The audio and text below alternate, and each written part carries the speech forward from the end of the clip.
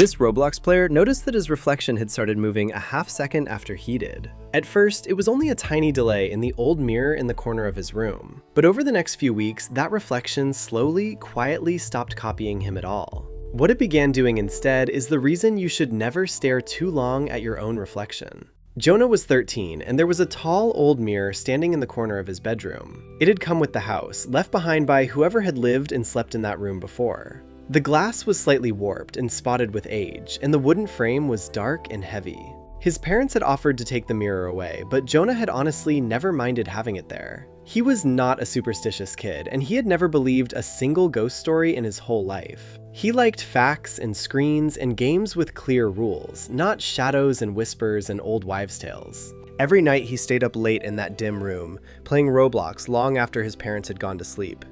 The only light was the glow of his monitor, throwing a soft blue shine across the whole quiet room. And that blue glow always landed on the old mirror, so his reflection sat quietly at the edge of his eye. For months, Jonah barely noticed it, the way you never really notice your own shadow following you. His reflection did what every reflection does, copying his every move without a single mistake, instantly. That is what a reflection is, after all, just light bouncing back, with no mind and no will. A mirror cannot think, it cannot wait, and it certainly cannot ever choose to do something on its own. Jonah knew all of that, which is exactly why the first time it happened, he refused to believe it. He told himself he was just tired, that his eyes were playing tricks in the dark and dim light. His bedroom was small, and the mirror stood directly across from the foot of his bed. But some small, older part of his brain had already started to quietly watch that mirror back. Because deep down, we all carry a tiny fear of the faces that look back at us in the glass. And Jonah was about to learn exactly where that ancient little fear had truly come from. It was late, past midnight, and Jonah leaned back from his desk to stretch his tired arms. He glanced sideways at the mirror, the way you glance at a clock without really thinking about it. He lifted his right hand to rub his eye, and his reflection lifted its hand a moment too late. It was small, just a half second, but a half second is an enormous amount of time for light. Light bounces back instantly, with no delay at all, so a reflection can never once fall behind you. Jonah sat up straight and stared, and his reflection sat up straight and stared right back at him. He waved his whole arm through the air, and the reflection waved back a clear beat behind him. His heart started to pound, but the calm and logical part of his mind quickly offered him an answer. Here is a real and well-studied fact about what happens when you stare into a mirror too long. Scientists have found that if you look at your own reflection in dim light for several long minutes, your face will appear to warp, to shift, and even to turn into a stranger staring back at you. They call it the strange face illusion, and it is your tired brain misreading a face it knows too well. So Jonah told himself that was all it was: a dim room, a warped old mirror, and exhausted eyes. He shut the mirror out of his mind, closed his game, and climbed into his bed to sleep. But as he pulled his blanket up, he looked one last time at his dim shape in the glass. And in that final glance, his reflection slowly blinked, while both of his own eyes stayed wide open. Jonah did not sleep at all that night, and he kept the lamp on until the sun came up. In the daylight, the mirror was just a mirror, dusty and ordinary, copying him perfectly once again. He almost convinced himself it had been a dream, until the very next night, when it happened again. This time, his reflection did not just lag behind him, it began to do small things on its own. When Jonah sat perfectly still, his reflection tilted its head a few degrees, slowly, as if studying him. When Jonah frowned in fear, the face in the glass gave him back the smallest, calmest little smile. Night after night, it drifted further from him, matching less and less of what he actually did. There is another real reason that staring into a mirror at night can make your reflection feel alive. When your eyes fix on one single point for too long, the edges of your vision begin to fade away. Your brain quietly deletes anything that stays too still, so a staring face seems to shift and to move. And when people are tired or stressed, they can feel strangely detached from their own face and body. Doctors have a name for that unsettling feeling, and it is far more common than most people ever think. Jonah repeated all of these facts to himself, again and again, like a spell meant to keep him safe. He tried to hold his phone up and film the mirror, but the camera only ever showed a normal room. It only ever changed when Jonah was alone, unwatched, with no way in the world to prove any of it. But no fact he knew could explain what the reflection did on the 9th night of all of this. That night, Jonah sat completely frozen, with both of his hands flat and still upon his wooden desk. And in the mirror, his reflection slowly lifted one hand, reached forward, and touched the inside of the glass. Its fingertips pressed against the surface from the other side, leaving 5 small marks of fog on the glass. Jonah looked down at his own 2 hands, which had never once moved from his desk at all. Almost every culture on Earth has feared mirrors and has quietly warned its children about them for centuries. Some cover every mirror in the house when somebody dies, so the soul cannot be trapped inside the glass. Others say a mirror is a door, and that staring too long is the same as knocking upon it. And the warning that echoes through all of those old stories is always the very same simple one. Do not stare, do not answer it, and never, ever treat the thing in the glass like a friend. Jonah had been staring into that mirror for weeks, and something on the other side had been staring back. And a few nights later, his reflection did the one thing that finally broke him completely. It stopped copying him entirely, and it simply stood in the glass, watching him, doing nothing that he did.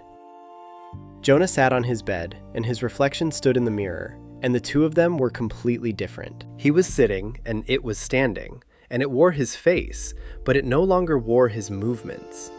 It watched him with a calm and patient expression that Jonah had never once worn in his entire life. He finally did the thing he should have done on that very first night, weeks and weeks earlier.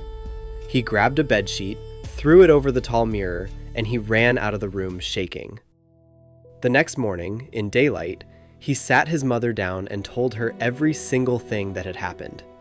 His mother did not laugh at him, but she also did not believe a mirror was truly alive. She told him he had been staying up far too late, stressed about school, and barely sleeping at all. She gently explained that an exhausted mind can turn shadows and reflections into things that feel completely real. And here is something worth saying plainly, because it is true and it genuinely matters for you too. If your own reflection ever starts to feel wrong or unreal, that can be a sign that you need rest. It can mean you are too stressed, too tired, or carrying too much, and you should talk to someone. So Jonah and his mother agreed to carry the heavy old mirror out of his room that very day. They brought it down to the garage, still covered by the sheet, and leaned it against the wall. For 3 peaceful nights, Jonah slept in a room with no mirror, and nothing strange happened at all. Then, on the 4th night, he woke at exactly 3 a.m. to a soft sound downstairs. It was the quiet, dragging sound of fabric slipping slowly off of something and falling to the floor. Jonah crept down to the garage, and he found the bedsheet lying crumpled on the cold concrete. The mirror was uncovered, and his reflection was already standing inside it, waiting for him to arrive. He had not moved toward the glass, and yet the face inside it was smiling wide, right at him. Jonah did not walk toward it, and he did not stare into it, and he did not smile back at it. He turned around, walked straight up the stairs, and woke both of his parents out of a deep sleep. And here's the part of this whole story that I truly need every single one of you to understand. It does not matter whether it was a tired brain, a warped old mirror, or something far older and stranger. Every one of those explanations ends with the exact same simple rule that finally kept Jonah safe that night.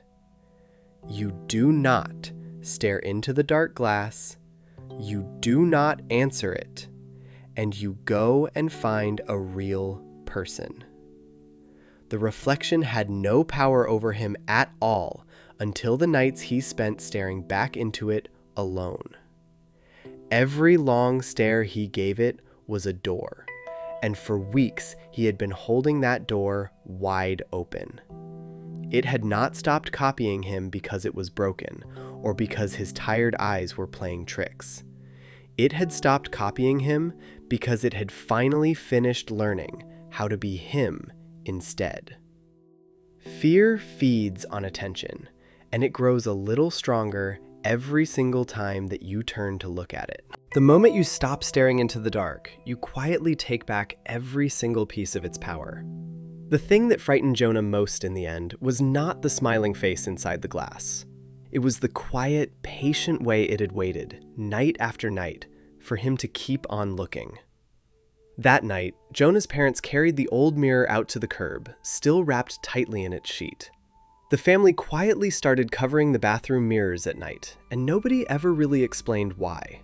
Jonah started sleeping earlier, spending less time alone in the dark, and slowly the old fear began to fade. He let himself believe that the whole thing was finally over, and that he had left it far behind. Then, one evening, months later, he was brushing his teeth in front of the bathroom mirror before bed. For one single second, his reflection held perfectly still, a heartbeat longer than it ever should have. And in that frozen second, the corner of its mouth curled up, just slightly, before Jonah's own did. But Jonah did not stare, and he did not lean in, and he did not wait to see what came next. He simply turned off the light, walked out of the bathroom, and went straight to his warm bed. A few days later, his mother showed him an old photo she had taken of him as a young child. In the background, faint in a hallway mirror, his small reflection was looking the wrong way, straight at the camera. And Jonah finally understood the one thing that every mirror story had always been trying to teach him. Some faces are only safe as long as you refuse to keep looking. So you look away and you leave. Have you ever caught your reflection moving a half second late or doing something that you did not do? Tell me exactly what you saw down in the comments below, because I really do want to know. If you watched all the way to the end, then you already know never to stare that long again. Subscribe so you never miss another story that keeps you and the people you love a little safer. Take care of each other out there, and I will see you again in the very next one.